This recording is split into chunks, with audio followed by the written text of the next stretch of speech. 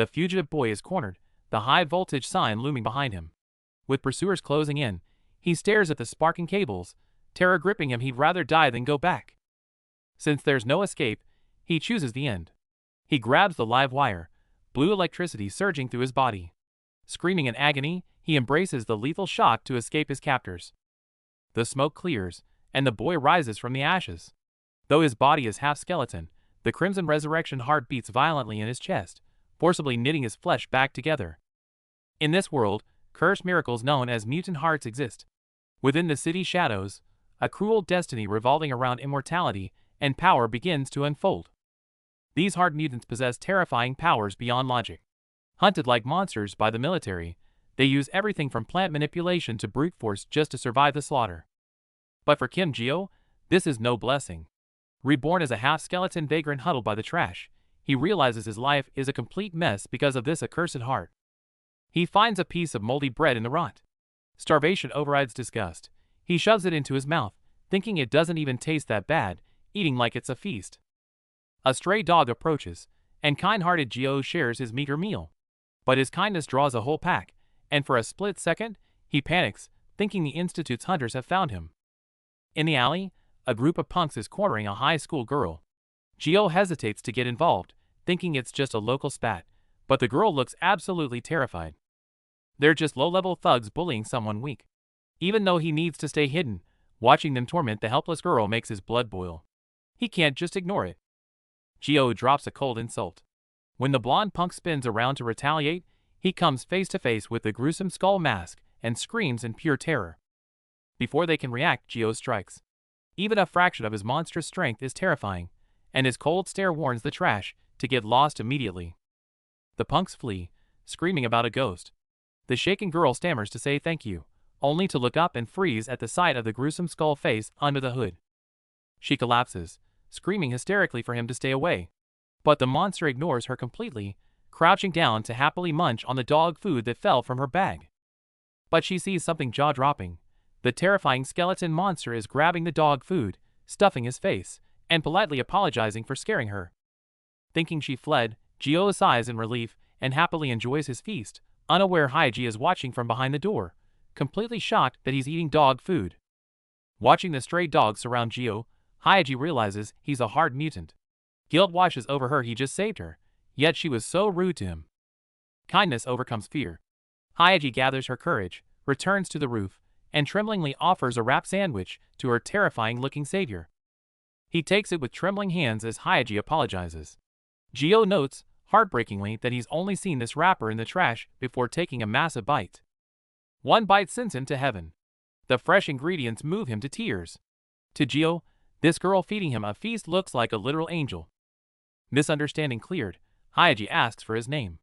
The skeleton boy shyly replies Kim Geo, and they exchange a smile, officially meeting. Now that they can talk, Haiji asks why he's in this state. Gio's expression darkens, as he admits he's hiding from the Institute. Haiji is shocked that the Institute is real. Geo recounts his nightmare 10 years of torture, organs harvested, yet unable to die. Possessing the resurrection heart, his body regenerates endlessly. This became his greatest curse, turning him into an eternal lab rat. Geo looks down in shame, feeling hideous. But Haiji, tears streaming down her face, suddenly yells for him to come with her. Ignoring everything, Haiji grabs his skeletal hand and pulls him along. The sudden touch shocks Geo, and a rare blush appears on his skeletal face. But the moment is cut short. Snap. Geo's hand bone breaks off. Haiji screams in horror, while Geo calmly reassures her, "It's fine, happens all the time." Skullboy snaps his jaw back into place, terrifying the girl. Once she calms down, she shows off her shopping haul. She wants to fix her worn-out look. It's cheap clothing, but to him, it's a miracle. He clutches the hoodie, feeling a warmth that's been missing for years, like having skin again. Next up, makeup. She carefully applies foundation directly onto his bone. A few touches later, she proudly announces the result. She cringes at her own handiwork, but he loves the disguise regardless. Suddenly, panic strikes. She's late for her academy. She rushes off into the night, leaving him with one final mission: take good care of the stray dogs. Song Haiji. In a world that treated him like a lab rat, she was the first to treat him like a human being. Scientists only gave him pain, but she gave him dignity. He feels an overwhelming surge of gratitude. He names the little guy Potato. They roll around on the ground, sharing a moment of pure, unadulterated joy. He lies there grinning like an idiot, fantasizing about meeting her tomorrow. He feels like the luckiest guy alive. He jolts awake. He's a fugitive on the run. Staying here only puts Hyaji in grave danger. What was he thinking? Under the full moon, he makes a painful choice. To protect her, he must leave this sanctuary behind. Away from her, his life reverts to misery. Back to the filth, back to the ruins, his momentary warmth fading fast. He wakes up screaming, holding a rat in his hand. He had collapsed from hunger without even realizing it. Starvation drives Gio to the brink. He stares at the dry kibble, hallucinating it into a deluxe sandwich. Busted. A dog lunges out. Gio screams in terror, not from shame, but fear of losing his meal. Gio squints. That goofy face, it's Potato? Disbelief washes over his skeletal features. Before he can react, Hyaji bursts in. Breathless and furious, she yells, "How could you leave without saying a word?" The pack led the way. Hyaji looks at her found friend, relief and pure joy written all over her face. Reunion first, food second. The little guys have been working hard all day too. But Gio sinks into guilt, hanging his head. I'm dangerous. I didn't want to drag you into this. Even Potato looks worried. Hyaji ignores the drama and starts pulling a convenience store feast from her bag. Cookies and milk. Gio stares at the combo, trembling like he's holding alien technology. He's never seen such luxury. It's so good he's literally crying. Then Hyaji hands him a cola. He chugs it and his body reacts violently. Sugar fuels the mutation. His bones snap and crunch, regenerating right in front of Hyaji's horrified eyes. Clutching his chest, Gio explains.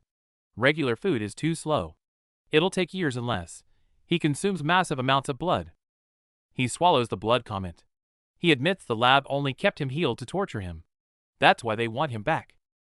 Gio tries to push her away again, his gaze turning cold.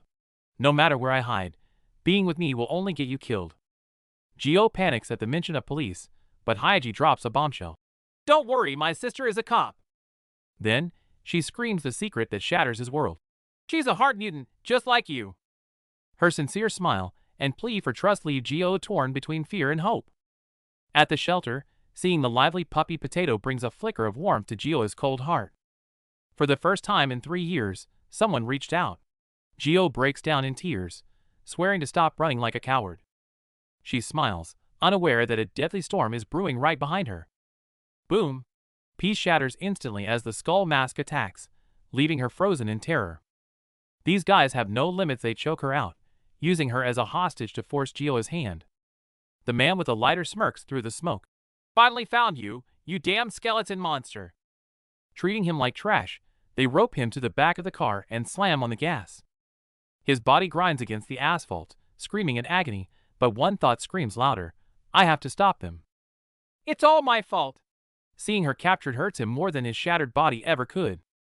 What good is this immortality? Against this hopeless speed, he feels utterly useless. The skeleton-faced boy is dragged helplessly by vicious dogs, screaming in despair as his body scrapes against the asphalt. The ropes dig into his flesh. The beasts show no mercy, dragging him relentlessly toward his doom. Tires screech as a black SUV drifts violently, a pack of wild dogs in hot pursuit, chaos erupting on the streets. 3 thugs step out, looking at a skinned dog carcass, coldly joking that it's not even dog meat day. Thugs swing bats at the dogs while Gio kneels in his own blood, consumed by guilt that he can't take the beating for them. Watching the dying puppy, the boy's sanity snaps, his vision tunneling into a desperate craving for blood. He has to act. Crawling like a dying beast, he desperately drags himself toward the pool of blood, his only fuel for survival. Through the haze, he hallucinates his dead dog Potato, and a wave of grief crashes over him, merging with reality. Familiar names Konga, Diaku, bodies of his friends litter the street, while the thugs continue their brutal assault. 10 years of hellish torture, flashback injections, dissections, the despair of being unable to live or die. He thought escaping the lab meant freedom and happiness, but reality struck him down hard. The outside world saw him only as a monster, beating and casting him out. There was no place for him here. Only Hyaji and these dogs treated him like a human being with love, when he looked like a monster. They treated me like a person. The suppressed rage detonates along with the blood, exploding outward. It's a hellish reconstruction. He screams as he forces shattered flesh and bone back together, pain and rage exploding with the blood. Hands tear apart and heal in the blood, new muscle forcing its way out to the sickening sound of grinding bones. A massive shockwave blasts the surroundings apart. As the dust clears, the boy's cold face is revealed, his blood-red eyes staring dead ahead. Gio kneels, clutching his chest, unable to believe his body has instantly regained its senses and feels stronger than before. He feels his blood racing like it did in childhood, that overwhelming super strength flooding back. The thug watches, eyes popping in disbelief. Staring at the dog corpses and blood, Gio falls into a terrifying silence. The thugs are petrified, unable to comprehend how this pile of meat is standing again. The bald thug, fueled by shame and rage, screams as he charges with his knife for a final desperate attack. Gio doesn't even flinch. With one hand, he tosses the bald guy like trash, smashing him violently into a nearby car. Gio gently cradles the surviving puppy, then turns a cold stare to the others. I know exactly how to make someone die in the most painful way. Looking at the terrified scum screaming in fear, he delivers his ultimatum. Only the one who answers me first gets to live. The scene shifts to a gloomy industrial zone, where abandoned factories loom over the wasteland like giant beasts. Dragged to this godforsaken place, Hyaji kneels on the cold concrete. Though shaking with fear, she shouts out, demanding to know who they are. Hyaji trembles on the floor, looking up to see a hellish pile of corpses. The thug glares, disgusted by her fear. Before she can react, the injured thug pins her to the cold ground, his eyes murderous. He yanks her hair back, warning her to shut up. In this hellhole, no one cares if she lives or dies. Meanwhile, the boss screams into his phone, furious to hear the skeleton turn human and took out their guard dogs. The leader can't believe his ears. The monster was saved by a pack of stray dogs? It sounds insane. Realizing his billion-dollar prize escaped, the leader loses it, screaming threats at his incompetent men. He smashes the floor, then turns his fury on Hyaji, grabbing her collar and demanding to know where Gio is. When she stammers, he waves a knife, threatening to carve a few breathing holes into her trembling body. Cold steel grazes her neck. In pain and terror, Hyaji regrets dragging the innocent boy into this nightmare. Suddenly, a barefoot boy appears at the door. Gio freezes, eyes wide with shock at the hellish slaughter inside. A thug mocks the skinny boy and strikes, only to have his weapon knocked away instantly by Gio's hidden strength. Gio lifts the thug by the throat with one hand, his eyes cold as death. Because of you, all my dog friends are dead. The rest of the gang swarms him. One thug roars and lands a heavy sucker punch to the back of Gio's head. The punch connects hard. The thug thinks he's won, until he realizes Gio has already grabbed him by the collar. Cruelty knows no bounds, as the purple-haired gangster stabs a knife straight into the neck. While the victim writhes in agony, the bystander just smirks. Witnessing the horror, Gio's rage ignites, his eyes glowing an eerie orange. He stares them down and roars, exposing their identity. You're from the Hermes Research Institute, aren't you? Cover blown, the leader drops the act. Grabbing the hostage by the hair, he bursts into greedy, manic laughter. So the skeleton freak was you all along. Bang! Before words can settle, a heavy weapon blasts Gio in the chest. Blood sprays as the gunman sneers, thanking him for walking right into their trap. Greed takes over. Orders are barked, and the thugs unleash their entire arsenal, aiming countless barrels straight at Gio to capture the prize. A storm of lead erupts. Bullets shred into Gio's body mercilessly. They unleash everything they have, trying to overwhelm his regeneration with sheer firepower. It's pure hell. Flesh rips, bones shatter. Gio might be immortal, but the excruciating pain is real, forcing a desperate scream from his throat. Lungs punctured, every breath is a struggle. Gio finally collapses into a pool of blood. The enemies, thinking they've won, jeer in triumph. Gio lies among the corpses, fingers twitching in the blood. His body is still, but a sound begins to echo from within. Thump, thump. Inside his chest, the heart pulses violently. Black tentacles writhe as a blinding red light threatens to explode. The nightmare begins. Riddled with bullets, Gio staggers back up. Face bloody, a knife in his nose, he stares back with the cold, dead eyes of a monster. Don't just stand there. Shoot! Terrified, the thugs scream and pull their triggers, desperately trying to put this zombie back down. flesh destroyed and rebuilt in a loop. Gio's eyes glow brighter. Watching his own blood fly, he realizes with a chilling calm, it hurts less than I thought. Gio takes the full force of the blast, turning translucent. Instead of falling, he kneels and laughs maniacally, surrounded by flames of pure rage. This pain is nothing. Gio's eyes go bloodshot, screaming that the lab torture was far worse. The gray-haired boss seizes the moment and throws a heavy punch. The attack is useless. Gio counters and sends him flying. He stares them down like trash, eyes cold as ice, while the boss grimaces in agony.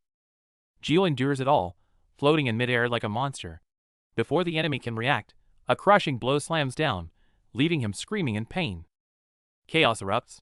The gray-haired man spits blood, refusing to yield, while his minion trembles. Gio shows no mercy, smashing his enemy into the barrier with insane rage.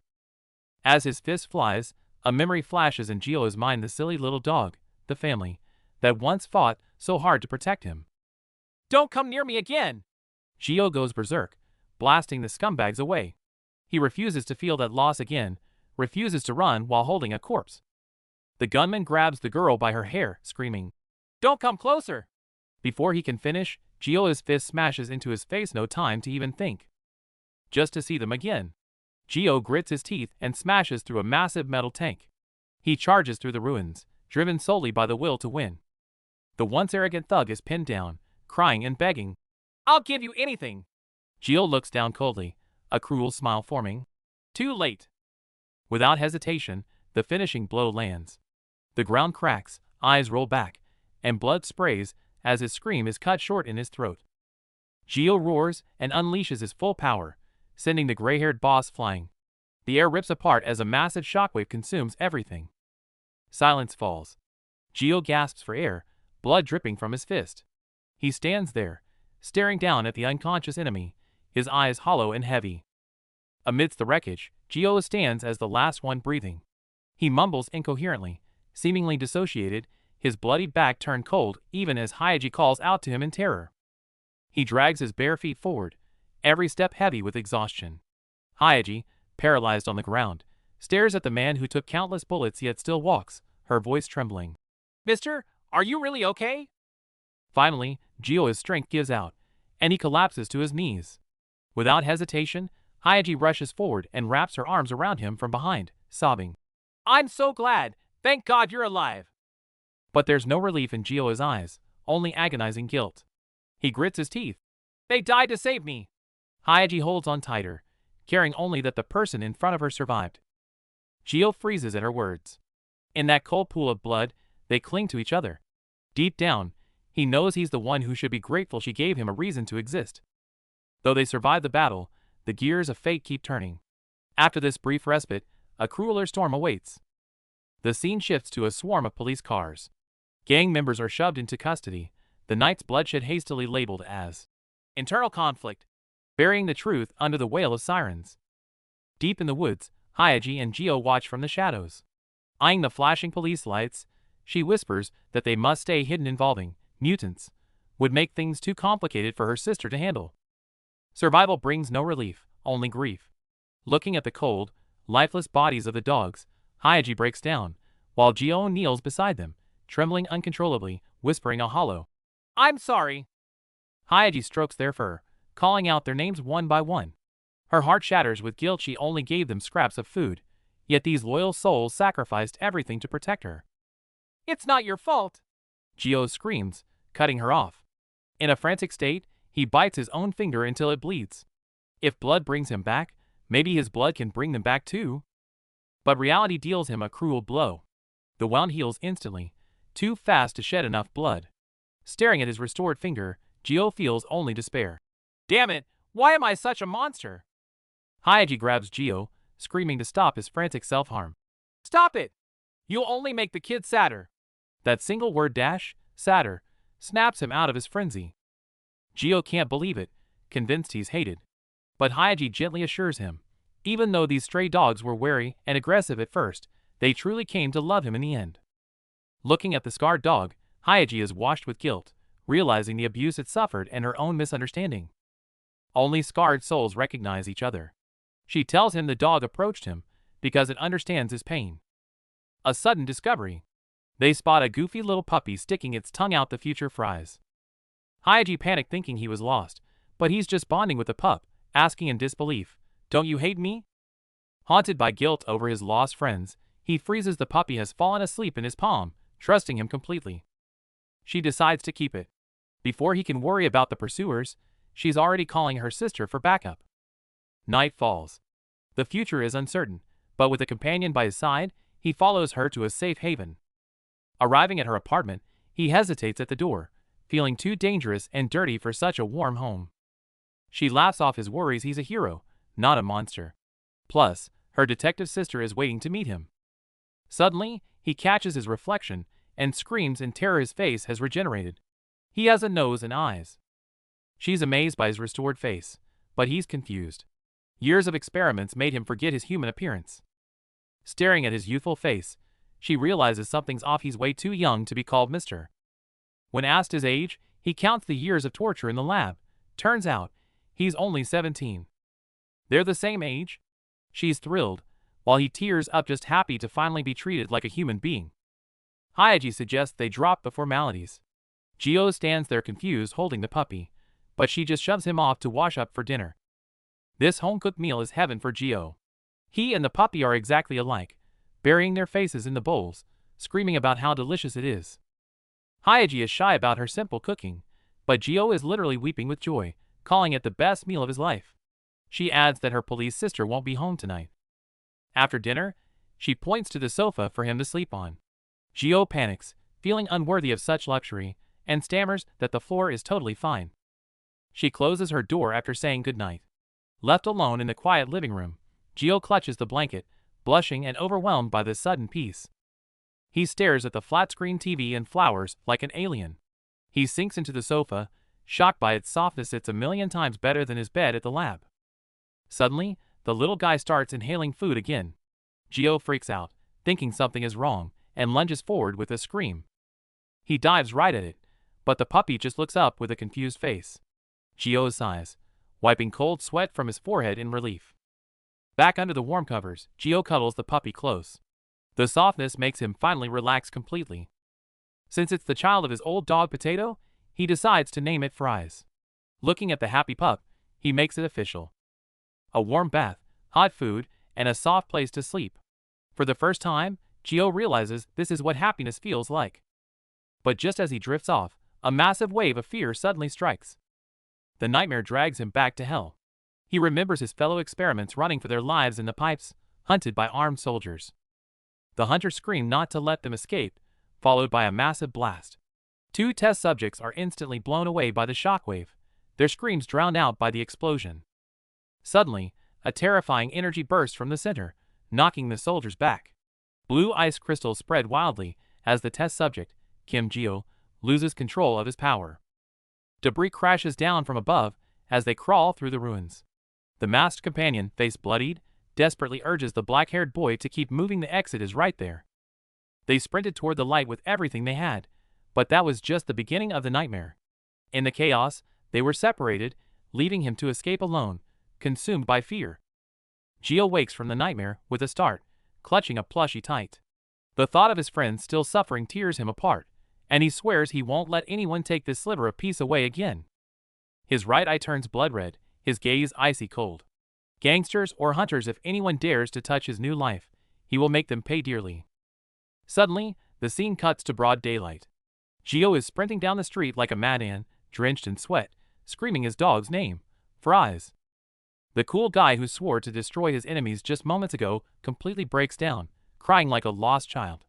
All that resolve vanishes, replaced by the despair of losing his dog. Fries, where are you? Rewind to this morning. Hayaji is tying her shoes, getting ready for school. Gio, still adjusting to human life, stands barefoot behind her, repeating the word school in confusion. Hayaji is about to leave, telling Gio to watch the house. But before she can finish, the puppy, Fries, starts barking wildly at the door, sounding unusually alarmed. Seeing the restless puppy, Gio offers to take him for a walk. Hayaji looks at him with concern given his face and identity. Going out is always a risk. Gio is optimistic, thinking he's safe now that his face is back to normal. Hayaji relaxes a bit but points to the cabinet, emphasizing one thing: make sure to use the leash. Meanwhile, Gio is making a mess of things. Hayaji shouted that the leash was in the second drawer, but he clearly didn't get it, and now he's struggling helplessly with the dogs on the street. Memories of the tied-up dog sting. It feels too familiar, reminding Gio of his own chains. To hide his power, he had to leave the dog behind. Staring at the empty leash, guilt threatens to drown him. Seeing the broken leash, he grins. Mouth full of fries, he thinks the dog escaped just like him.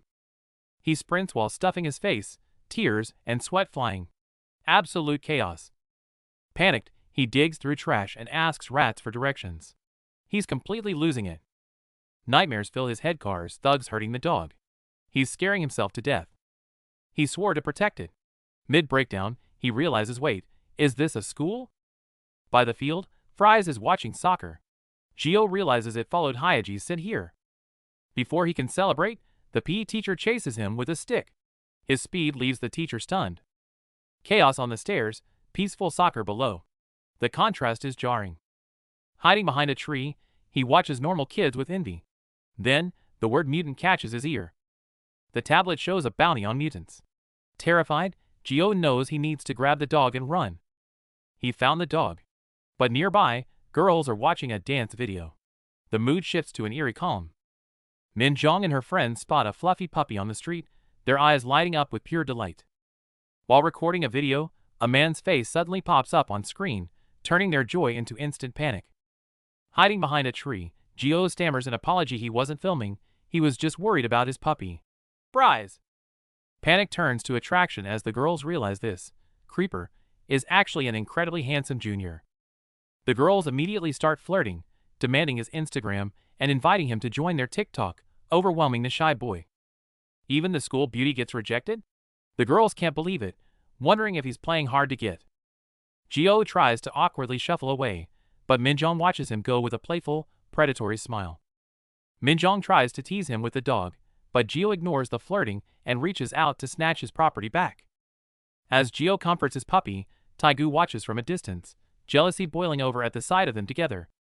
His friends pour oil on the fire, mocking Taegu that a freshman is making moves on his crush right in front of him. He thinks he can touch her? Taegu snatches a soccer ball, ignoring warnings, and locks onto his target. With a deafening boom, Taegu launches the ball like a cannon shot, smirking coldly as it flies toward the unsuspecting boy. To protect Fries, Gio stands his ground.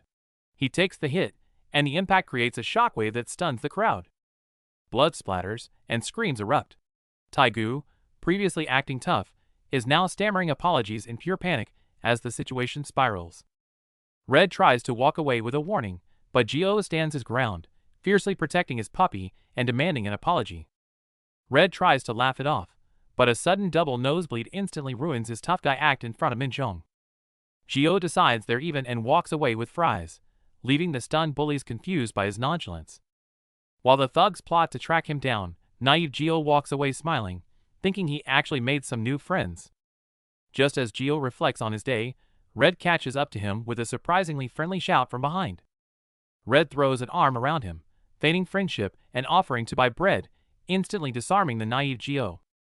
Red spins a web of lies about treats, and Gio, worrying only about his puppy, blindly follows his new friends. The moment they're alone, the mask drops. Red lands a brutal kick, sending Gio flying backward. The gang surrounds him, mocking his gullibility over bread as Red delivers a solid punch right to his face. Gio crouches silently on the concrete, blood dripping down, as the reality of the betrayal sinks in. Infuriated by Gio's silence, Red screams insults, trying desperately to provoke a reaction from the loser. The truth comes out. Red's rage is fueled by petty jealousy over a girl, leaving Gio completely confused. Realizing this isn't friendship, Gio swallows his anger and tries to leave to keep his frightened puppy safe. But Red won't let him go, launching a cowardly attack from behind while cursing the dog crossing Gio's line. Jaws drop in disbelief. The black-haired boy barely swings, and his opponent goes flying. Taegu questions his own sanity seeing such power. 3 attackers rush him, but he doesn't flinch, shielding his dog. Inside, a terrifying, dark power begins to surge. The ambush backfires instantly. Bodies are set flying, screams echo, and the attackers are utterly demolished by sheer brute force. No mercy. He grips a throat and slams the attacker into the ground with enough force to crack the pavement. His fist smashes the wall, debris flying. He calmly says stop while holding his dog, but to them, he's a terrifying monster. Taegu stares at the cracked wall, sweat pouring down his back. That punch would have killed him. He realizes he's in grave danger. Desperate to survive, Taegu drops to his knees. He frantically shows a photo of his own dog, begging for mercy. It works. The boy's gaze softens at the dog photo. Then, tension breaks as his stomach loudly growls. Taegu is confused, but the boy misinterprets the situation as an offer for food. The death match suddenly turns into a lunch date. At the store, the monster transforms into a glutton. Taegu watches coldly, feigning kindness while plotting his next move. Watching the dork feed his dog, Taegu can't reconcile him with the monster who punched a guy into the sky. It's unsettling. Still shaken, Taegu makes a call. He needs backup big brother Yungchul to deal with this freakishly strong kid. Taegu sobs on the phone, begging for help. Yungchul mocks him, but gets intrigued by the mention of a powerful fighter. Taegu calls his big bro for backup. The boss, busy beating someone to a pulp, agrees just to kill time. Taegu practically cries with relief. Taegu tries to act tough, then awkwardly pivots and offers Gio some fried chicken. Gio is totally confused by the sudden mood swing. At the store, Taegu dumps all his snacks on Gio. Feeding a stray dog, Gio wonders how a guy this nice could be the same monster who punched a wall earlier. Meanwhile, Taegu connects the dots. The crazy strength, the instant healing. He googles it, and freezes Gio fits the profile of a hard mutant. Taegu storms into the kitchen and drops the bomb. Are you a hard mutant? Shocked, Gio spits his drink everywhere and stammers a denial. Confirming he's a mutant changes everything. Even the local thugs are terrified of what that actually means. Taegu thought the boss would be scared, but the psychopath gets excited instead. Don't let him leave, he orders. Keep him there until we arrive. Lunch is over and Gio wants to leave. Panicking, Taegu sweats bullets and blurts out the only stalling tactic he has. Let's skip class and go hang out. They hit the arcade. Gio, who's never seen anything like this, stares wide-eyed at the neon lights. Taegu watches him closely. Inside, Gio wanders around like a kid. Suddenly, he spots something in the claw machine, the same character doll hanging on Hyaji's bag. Taegu realizes the kid is clueless and steps in to help. Gio gasps in pure shock just seeing the claw move. He got it! Gio beams, hugging the doll tightly. Behind him, Taegu smirks. His stalling tactic is working perfectly. Riding the momentum, Taegu drags him to the coin karaoke booth. Gio clutches his doll, totally lost. Sing? I don't know any songs. At karaoke, he pours his soul into a nursery rhyme? The girl beside him is absolutely baffled, ready to throw hands. The mood drops instantly.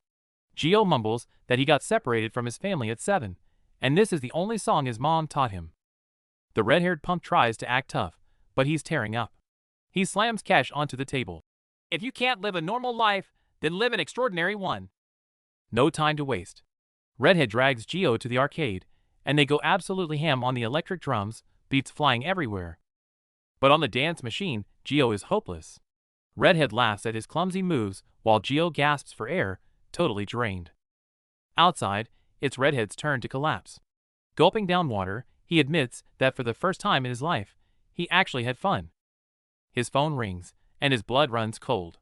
It's Yungchul, the ruthless boss. Panic sets in instantly. He screwed up. He was supposed to trap the kid, not bond with him. Staring at their happy photo booth strip, guilt hits him hard.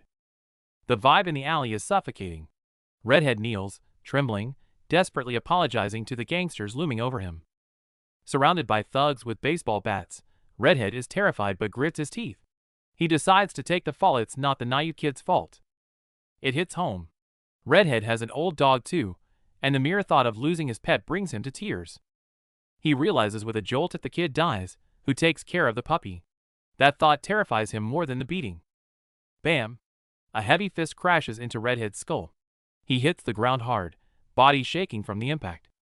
The brute grabs him by the hair, snarling. Where's the mutant? Blood streams down Redhead's face, but he glares back, refusing to break. Following that is a long list of credits, thanking all the patrons who support the series. The scene shifts abruptly. The floral-shirt boss yanks Taegu's hair, his eyes screaming that this isn't a joke. he screams, demanding the mutant's location, while armed goons close in, trapping Taegu in a corner. Pinned to the ground, Taegu desperately lies, claiming the guy is just a weak loser who passed out playing arcade games. Seeing Taegu scream that the guy's a nerd, the boss sighs and backs off, and the tension awkwardly deflates. The lie fails. Lighting a cigarette, the boss pins Taegu down again, with a cold sneer he saw right through it. Laughing with contempt, the boss offers a fat stack of cash 5 million to sell the kid to the mutant black market. Staring at the kidnapping video, cold sweat runs down Taigu's face. These guys are actually trafficking mutants. His hero is a human trafficker? Overcome with despair, Taegu snaps and plants a desperate kick right in the boss's face. The boss snaps, roaring for his men to attack, and the gang swarms Taegu like a pack of mad dogs. Fists and boots rain down. Taegu curls up on the ground, screaming as the pain blurs his consciousness. Reality is a brutal beating, but his memory drifts to the past, when that same man saved him from bullies. Back then, the boss was a hero, chasing away the bullies and smiling down at him saying, "I'm your big brother." Staring at the feet in front of him, Taegu flashes back. He used to think these gangsters were the epitome of cool and loyalty, dreaming of joining their ranks. But reality hits hard. The boss squats down with a sneer, teaching him a final lesson: loyalty is worthless compared to cash. Selling out a mutant is the real way to live. Heavy chains lock around his wrists. The boss tightens them while preaching his twisted logic. Making money without shame is the only cool way to survive. The idol he once worshipped now leashes him like a dog. The boss mocks his pathetic state, and humiliated Taegu can't even lift his head. The thug grabs his hair, forcing him to look up. Broken by terror, Taegu babbles and screams apologies, begging just to stay alive. A chain-wrapped fist comes crashing down with lethal force only to be caught and stopped dead in midair. It's Kim Jio. The quiet, awkward kid just caught a gangster boss's full-force blow with one hand. Taegu stares, unable to believe his eyes. Desperate to protect his friend, Taegu screams a lie, claiming he called the gang to sell Jio out, trying to push him away to safety. Taegu keeps up the tough guy act, but Jio isn't angry. Instead, he kneels and apologizes. This completely unexpected reaction leaves Taegu speechless. The tender moment doesn't last. A baseball bat smashes into Jio's back. The thugs have zero patience for this brotherly bonding. Even as blood flies, Jio protects what he's holding. The thugs realize, with this durability, he must be the hard mutant. Just when they think it's over, a bloody hand claws deeply into the ground. He's still moving? The tables turn instantly. The timid boy snaps, moving with beast-like speed despite his injuries, sending the thugs flying. Watching his men drop one by one, the boss panics. With a twisted face, he screams the lethal order, "Kill him!" Suddenly, chaos erupts. A figure crashes the party, striking with lightning speed and turning the ambush into a counterattack. Jio dominates instantly. He pins the thug to the pavement, crushing any resistance with brutal efficiency. Cheap shot. A baseball bat cracks against Jio's skull with a sickening thud. Blood sprays everywhere. But Jio doesn't drop. He blasts the attacker away. The thugs are terrified by his durability, so the boss panics and orders them to use knives. The blade sinks in. The boss stabs him from behind, screaming taunts, convinced he's won the fight. It's a frenzy. The boss stabs repeatedly, screaming "Die! Die!" trying to butcher the monster in front of him. Jio stands there, knife in his chest, looking bored. "Stop stabbing me," he says coldly, freezing the boss's blood. "How are you fine?" the boss screams in horror. Jio just stares back. "You don't need to know. He's a mutant. Run!" The thugs realize their mistake and scramble in terror, but Jio has already begun the hunt. Red eyes glow in the dark. Jio locks onto them, his voice drop dead cold. "Now that you know, nobody leaves. It's over." Bodies litter the alley. Jio holds down the last two thugs, while the puppy sits calmly by his feet. Total dominance. Taegu is freaking out, staring at the wound. "You got stabbed." Jio just holds his chest, casually replying, "I'm fine." The adrenaline crashes. Taegu breaks down, sobbing with relief and anger, screaming at his reckless, immortal friend. Taegu kneels on the ground, consumed by regret. He remembers the boss stomping on his head, and Jio's shocked question, "Did you really try to sell a friend?" cuts deep. Lying in a pool of cold sweat, he can only mutter a late apology. Just as Taegu feels like absolute trash, a hand appears. Gio squats down, ignoring the betrayal, and with a concerned look, offers a checkered handkerchief for his nosebleed. Taegu takes it, touched, then freezes it's a damn puppy pee pad. But feeling he deserves the humiliation, he wipes his face anyway, thinking, someone like me doesn't deserve to be a friend anyway. Unexpectedly, Gio smiles gently. So it wasn't just me who thought of us as friends. That's enough. Hearing this, Taegu breaks down completely, tears and snot streaming down his face. The next second, the red-haired thug lunges like a grieving child, bear-hugging Gio and wailing. He screams apologies and calls Gio cool between sobs, squeezing Gio until he can barely breathe. End of chapter. As the story pauses, the screen fades to the Scanlation Group's recruitment info and the credits list.